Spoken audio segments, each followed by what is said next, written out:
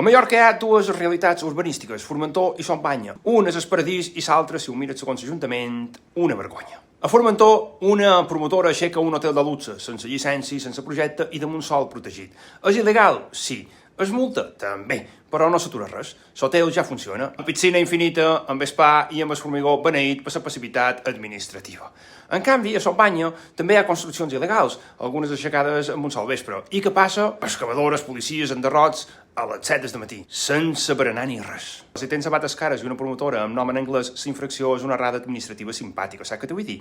A veure, si tens un Porsche fet amb borrolita i cinta americana, l'infracció és una amenaça a la civilització occidental. És com si la legalitat fos un GPS.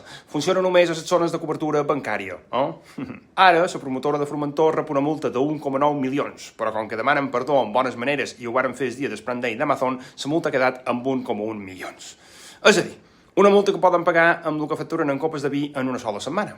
Mentrestant, a Son Banya, una barraca feta amb 4 blocs i poca cosa més té els dies més comptats que un docent interí esperant on ha d'anar el mes de setembre. En definitiva, Formentor és com Las Vegas per als rics. Son Banya també tenia un rètol que de Las Vegas, però en neó i damunt una caseta de venda de droga que, òbviament, ara és pols. Bé, abans també era. Escolta, tu també tens un amic que va haver de demanar 3 permisos per posar una excusata d'insort? Etiqueta'l. I comenta, una illa, 2 Mallorques i una legalitat que depèn del codi postal. Bon dia.